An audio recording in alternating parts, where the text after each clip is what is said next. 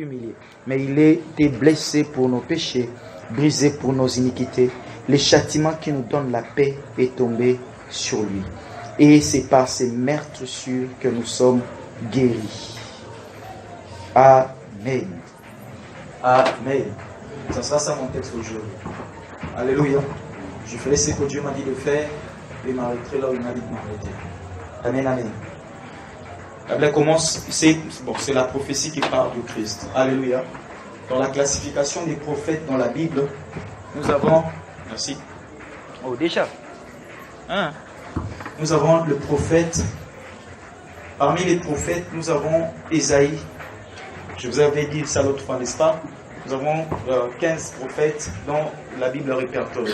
On a 3 prophètes qu'on appelle les prophètes majeurs et 12 prophètes qu'on appelle les prophètes mineurs. Alors, les prophètes majeurs, on les appelle prophètes majeurs non pas parce qu'ils ont beaucoup prophétisé ou beaucoup fait des miracles. On les appelle prophètes majeurs à cause de l'abondance de la matière dont tu nous as donné. C'est-à-dire de la quantité de la taille de leur livre. Alléluia. Alléluia. Alors, de ces faits, nous avons le premier prophète majeur, il y a Ésaïe, Jérémie et Ézéchiel. Ce sont là les 3 prophètes majeurs. Après eux, viennent les Daniel et autres, qui sont considérés comme des prophètes mineurs. Alléluia. Alors, sur ces points, j'avais soulevé un autre point qui dit, quand il y a un groupe de gens qui confessent une certaine foi, qui appellent leur leader comme un prophète majeur, n'est-ce pas? Et on en sait le prophète majeur. Bien aimé. Les prophètes majeurs, ça veut dire les prophètes majeurs, et c'est lui qui a beaucoup écrit dans la Bible. Alléluia. Ce n'est pas question des miracles ou des prophéties ou des paroles de connaissance.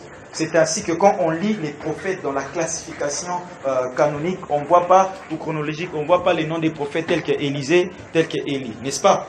Ils sont des prophètes. Amen, amen. Mais on ne les cite pas parmi les prophètes majeurs, on ne les cite pas non plus parmi les prophètes mineurs. Pourquoi? Parce que simplement, les 2 prophètes n'ont rien écrit. Alléluia. Leur histoire nous a été rapportée et non, eux, ils ont écrit. Non. Contrairement à Daniel, contrairement à Abdia, contrairement à Sophonie, contrairement à Zacharie, contrairement à Agé. Alléluia. Les autres ont écrit, eux n'ont pas écrit. C'est ainsi qu'on ne les a pas classifiés ainsi. Amen, amen. Amen, amen. Alors, pour ce soir, nous allons parler d'un prophète, différent des autres prophètes, dont Moïse, dans Deutéronome chapitre 18, a parlé de lui en disant, il arrivera dans le temps où Dieu suscitera du milieu de vous un autre prophète comme moi. Amen, amen. Alléluia. Vous savez, Moïse, c'est un homme respecté. Mais oui, Moïse, c'est un grand parmi les grands. Alléluia. Moïse est celui qui nous a donné la loi. Moïse est celui qui nous a aidé à connaître Dieu, qui a vraiment beaucoup travaillé. Et Moïse est considéré, fortement considéré, que ce soit en Israël ou même chez les théologiens. Amen, amen. Là, en théologie, on dit que l'Ancien Testament a des pieds. Nous avons d'un côté Moïse et de l'autre côté, nous avons... Ah non. On a Moïse. L'ami d'Ennemi s'appelle comment? Esdras. Nous avons Moïse et Néhémie. Pourquoi? Parce que Moïse nous a donné la Torah.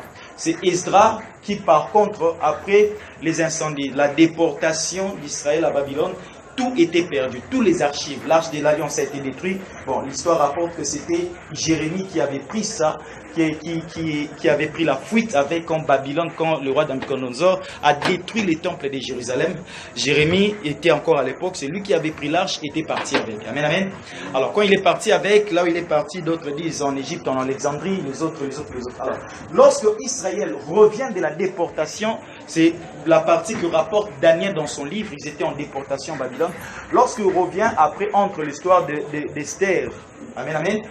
Esther, après la chute de Babylone, c'était la Médo-Perse. C'est l'Empire perse qui était la grande puissance de l'époque. Alléluia.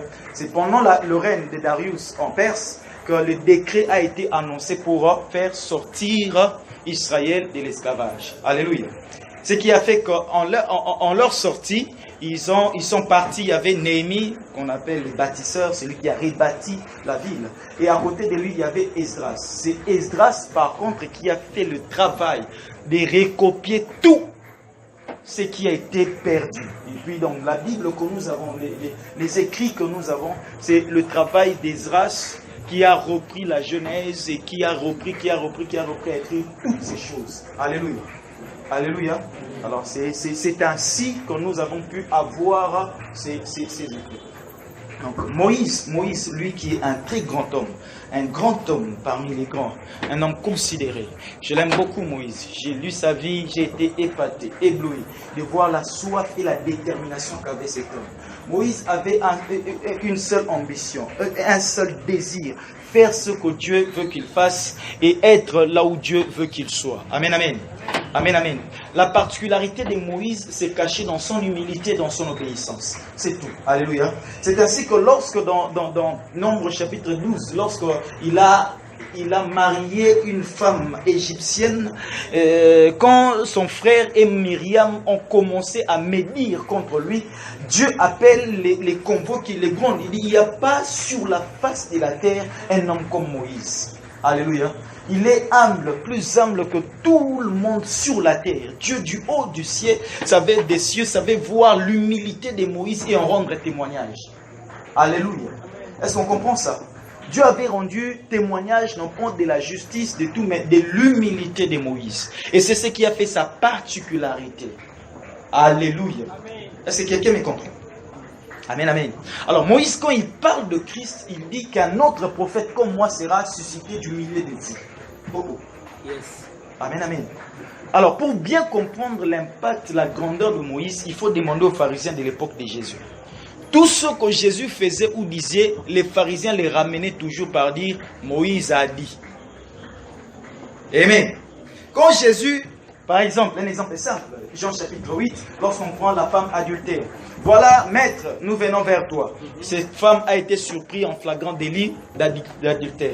Alors, Moïse, dans la loi, nous a dit que de telles femmes, il faut les lapider.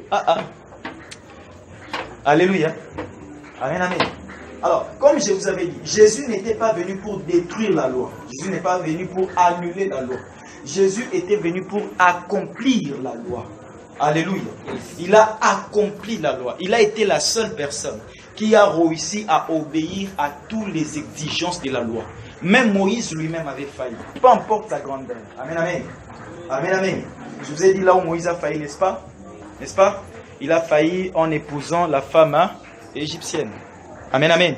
Pourquoi? Parce que la loi interdisait de prendre une femme étrangère. Alléluia. Est-ce qu'on comprend ça? Oh. Alléluia. Amen, amen. Alors, c'est quand Moïse parle de Christ, Christ arrive, il dit, Moïse, Christ regarde, il dit, bon, je ne refuse pas la loi, mais seulement une question. S'il y a parmi vous quelqu'un qui n'a jamais commis de péché, alors qu'il le frappe en prénom. Amen, amen. Est-ce que vous comprenez ça? Christ n'avait pas refusé cette loi-là, de lapider des personnes qui ont fait de telles choses. Alléluia. Vous savez pourquoi? Parce que même quand Christ a inauguré le temps de la grâce, la Bible dit, Romains 6, 23, le salaire du péché, c'est la mort. Celui qui pêche est puni de mort. Jusqu'à ce jour, ce principe n'est pas changé. Alléluia. Alléluia. Oh,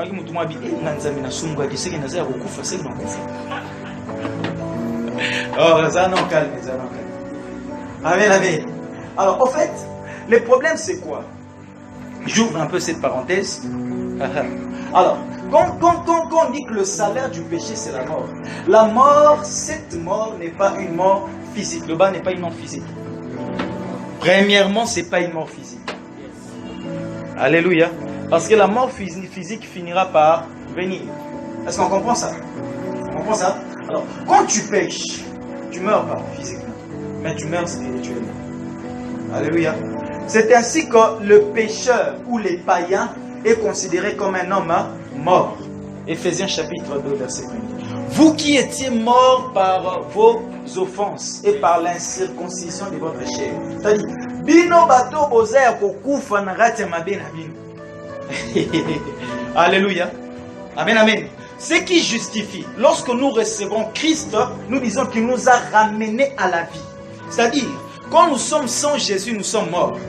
Et quand nous croyons en Jésus, nous recevons la vie et nous commençons à vivre.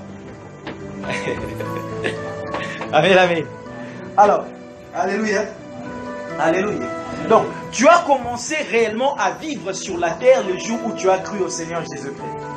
Oh oh. Je disais que tu as commencé à vivre réellement devant Dieu le jour où tu as cru au Seigneur Jésus-Christ. C'est là que la vie est entrée en toi. Là, il déclare que celui qui a les fils a la vie. Celui qui n'a pas les fils n'a pas la vie. Amen, amen. Alors, dis-toi une chose, c'est que les occultistes n'ont pas la vie. Les magiciens n'ont pas la vie. Les pécheurs n'ont pas de vie. Alléluia. Alléluia. Les sorciers n'ont pas de vie. La fois passée, je vous ai parlé que nous sommes morts en Christ, n'est-ce pas? Aujourd'hui, je vais vous parler, nous sommes vivants en Christ. Parce que quand nous sommes morts en Christ, la loi ne s'applique pas sur quelqu'un qui est mort. Alléluia. Une fois que tu es un cadavre, on ne peut pas t'imposer certaines choses. Parce que tu ne le feras pas, tu es mort. Amen, amen. Prends un homme mort, PCM aussi. S'il va faire quelque chose, il ne va rien faire. N'est-ce pas? N'est-ce pas? Alléluia. Je vais expliquer cela, non?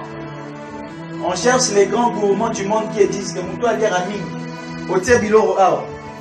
Otie gamozue bembenoti awa. Il ne touchera pas. Pourquoi? Parce qu'il est mort. Il sa voisin, je suis mort.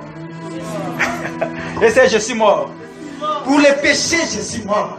Pour le diable, je suis mort. Mais pour Christ, je suis vivant.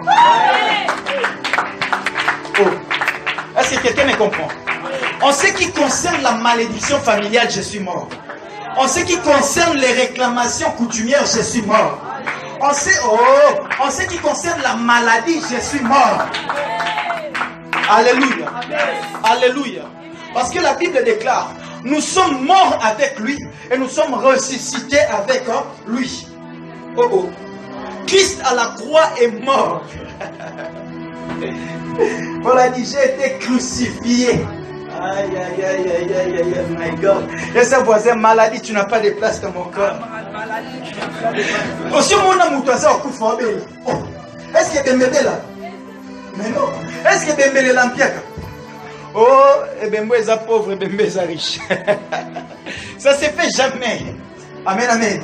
Ça ne se fait pas. Pourquoi? Parce que nous sommes morts. Amen, amen. Je n'ai pas le droit d'être pauvre. Parce qu'en ce qui concerne la pauvreté, je suis mort. Je n'ai pas le droit d'échouer. Parce qu'en ce qui concerne le chèque, je suis mort. Alléluia. La Bible dit, celui qui marche dans la grande de l'Éternel, qui lit la Bible et qui la médite tous les jours, il est comme un arbre planté près d'un courant d'eau. Tout ce qu'il fait, c'est-à-dire que tout ce que je fais me réussit. Alléluia. Et bizarrement, il dit, il porte les fruits à sa saison. Et puis ses feuillages ne flétrit point. Les fruits à sa saison, mais les fleurs ne sèchent pas. Tu as compris ça? Nous savons tous ces principes de la nature. Lorsque quand ce n'est pas la période du mangue, un mot au monde n'a pas makasa mangue et kaouki. Amen, amen. Ou l'avocat et kaouki zokoya koya, n'est-ce pas? N'est-ce pas? Mais écoutez ceci. Avec Dieu, non seulement makasa, tu vas avoir le fruit à sa saison, parce que Dieu reste dans certains principes, d'accord? Tu porteras le fruit à ta saison, c'est-à-dire ton élévation viendra le jour où Dieu l'a programmé.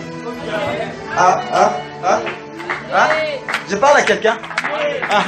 Ton mariage viendra le jour où Dieu l'a programmé. Ton travail viendra le jour où Dieu l'a.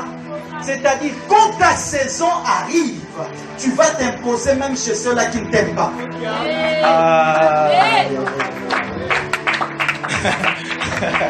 Écoute-moi, le problème avec la saison d'hiver ou sèche chez nous ici, c'est que même où toi là tu as tricoté, oh Lucas tricot. Je disais, même où toi ziparaté na boutou, sauf qu'on a période de l'âme, oh zipa, parce que c'est la saison sèche.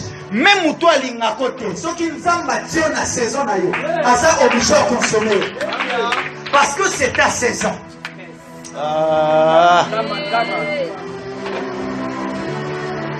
Alléluia. Ma saison arrive. Et ça voisin, ma saison arrive.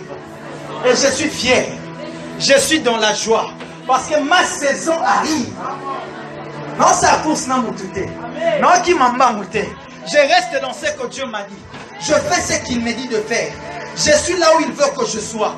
Lorsque mon temps viendra, même mes ennemis me consommeront. Ah. Je disais, même mes ennemis me consommeront. Papa, namuto alinga côté. Soza soldat, ata bato ba kritika bo shuka mapekano elata ba pete. Bordel manzela, lo sako même quand tu passeras en tika le tonga yo, mais akatela ki ona musali. Alléluia. Alléluia. Est-ce que quelqu'un me comprend? C'est ainsi que Galates 4, la Bible déclare, lorsque le temps fut marqué, Dieu a envoyé son fils, né d'une femme sous la loi, mourir pour les pécheurs. Oh. Elle dit, lorsque le temps fut... Dieu voisin, je passe dans le désert. Mais ma destination n'est pas le désert. Le problème, c'est que les gens ne comprennent pas. C'est que c'est dans le désert que l'on reçoit la loi. C'est dans le désert que l'on reçoit les préceptes et les commandements pour craindre Dieu. C'est dans le désert que nous recevons les notions de la discipline avec Dieu. Mais quand on arrive à Jérusalem, là c'est la notion de la grâce. Parce que la Bible déclare, la loi est venue du Sinaï, mais la grâce et la vérité nous est venue de Jérusalem. Pendant que je suis dans le désert, c'est pour apprendre à connaître Dieu. Ce qui fait qu'il est écrit, je les conduirai dans le désert. Et là je parlerai à son cœur. Alléluia. Là je parlerai à son cœur. Et quand tu es dans le désert, sois plus qu'heureux. Sois plus qu'heureux. Parce que là tu reçois la loi. Là tu reçois les principes. Là Dieu te dit ce que tu dois faire dans ta vie, ce que tu ne vas pas faire. Là pendant que tu es dans le désert, et c'est là que tu commences à comprendre qui est Dieu. Qu'est-ce que Dieu veut de toi? Tu sais, quand tu penses pas encore dans les déserts, tu vois Dieu un peu superficiel. Mais quand tu es dans les déserts, là tu commences à comprendre Dieu. Amen, amen. Yes. J'aime cet adage. Après la pluie vient les beaux temps. Ça voisin, après la pluie vient les beaux temps. Après la pluie vient les beaux temps. Après la pluie vient les beaux temps.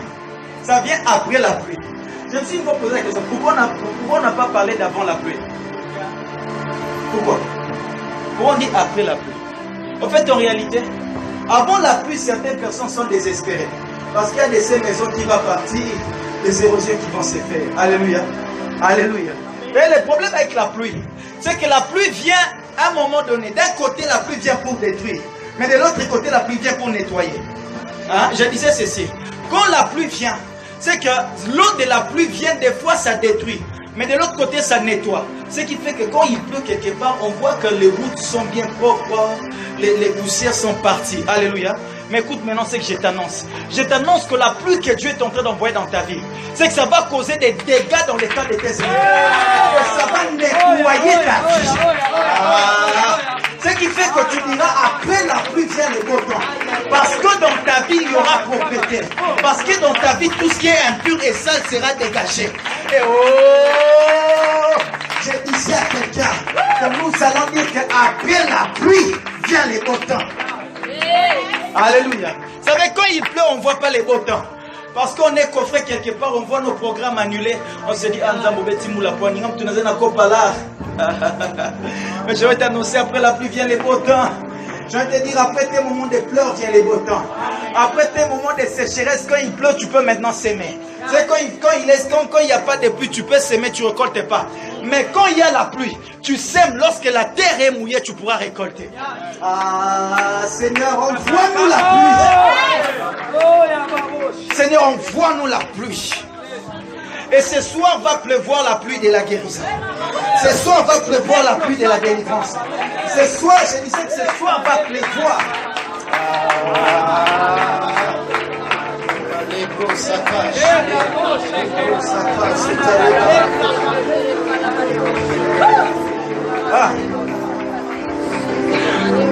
En fait, le bien avec ce genre de pluie. Hey!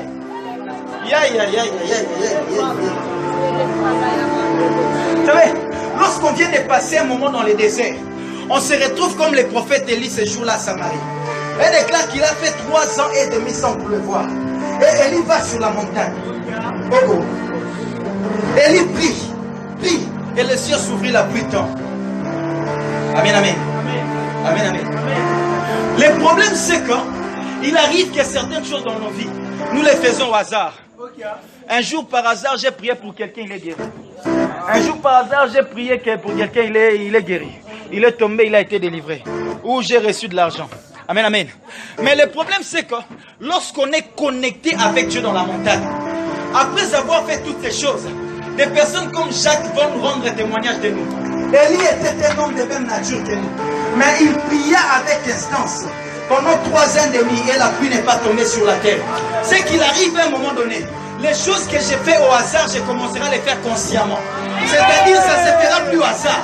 C'est que quand je retrouve un malade, j'ai dit, tu seras guéri, tu seras guéri. Non, j'ai dit à certaines choses, ça sera plus du fruit du hasard.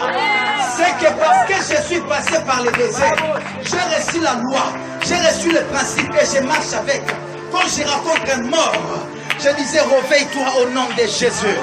Je disais au paralytique, marche au nom de Jésus. Je dirais à l'aveugle, maintenant tes yeux s'ouvrent au nom de Jésus. Ça sera plus du hasard.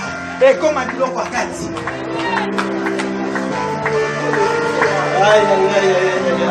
Je sens Dieu, je sens Dieu. Je vois comme si les cieux se pouvaient.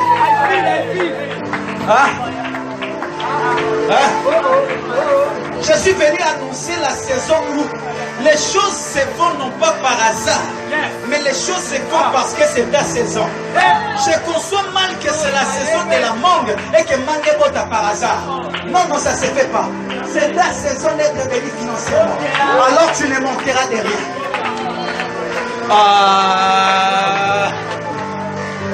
C'est ta saison d'exceller avec Dieu. Alors tu ne tomberas plus.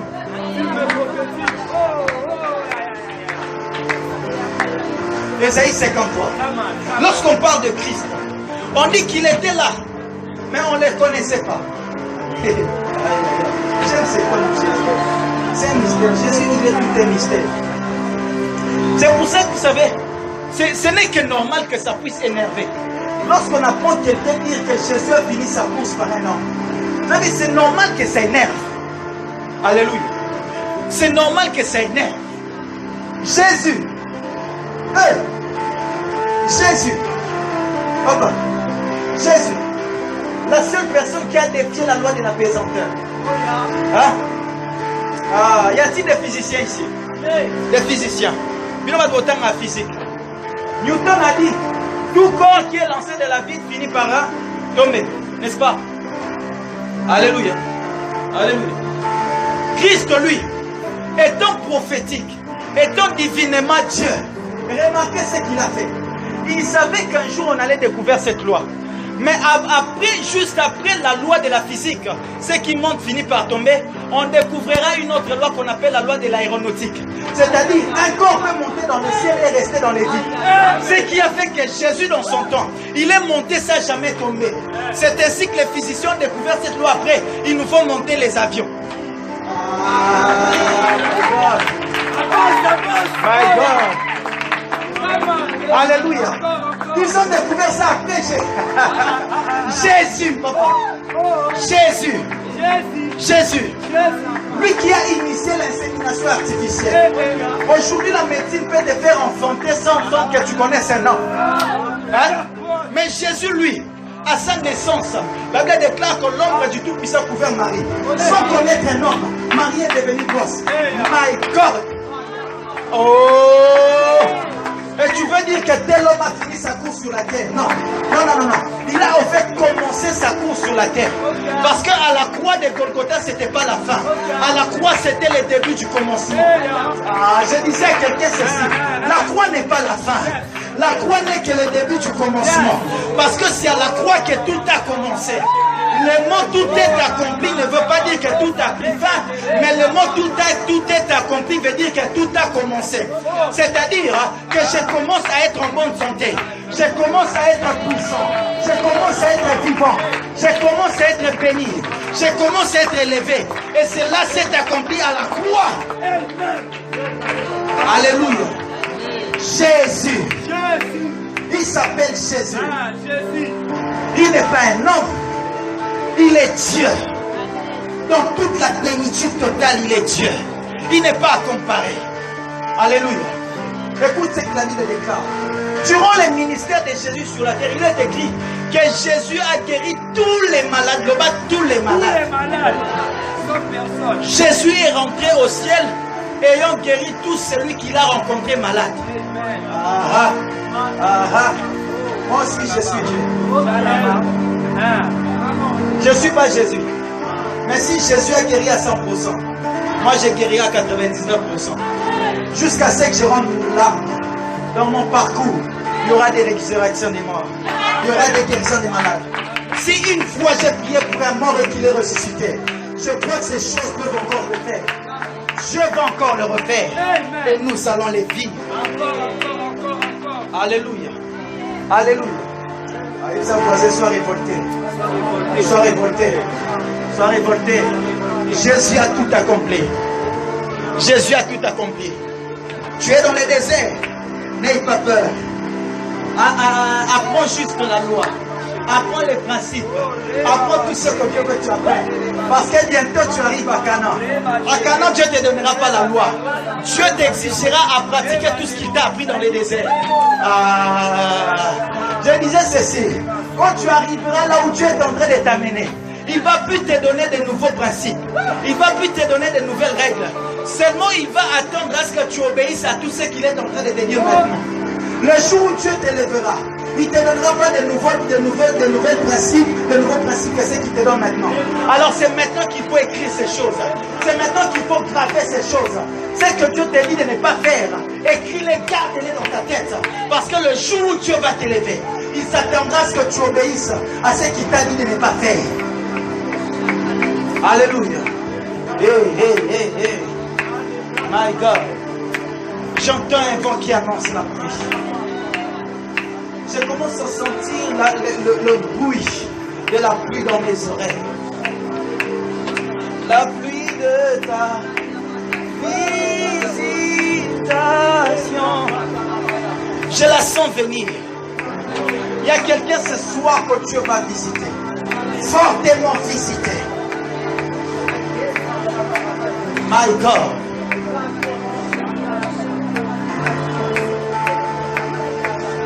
Chebro seka zitare baba baba kasiande.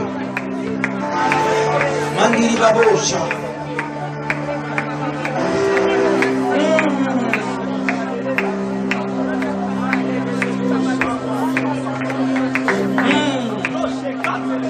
Où est-il? Je le cherche. Est-ce qu'on peut se tenir debout? J'ai vu la main de Dieu descendre ici. Je l'ai vu, j'ai vu comme un doigt pointé une affaire de 10 personnes en cellule. Aujourd'hui, Dieu va guérir les maladies incurables. Aujourd'hui. Des maladies héréditaires. Aujourd'hui. Aujourd'hui.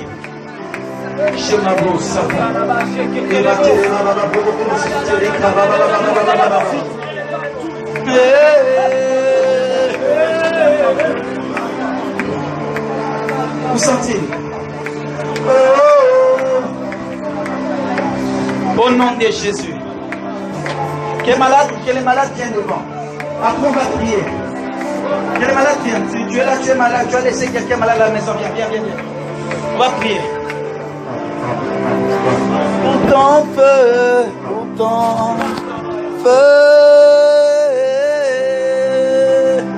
Shira Baba, pour ton feu.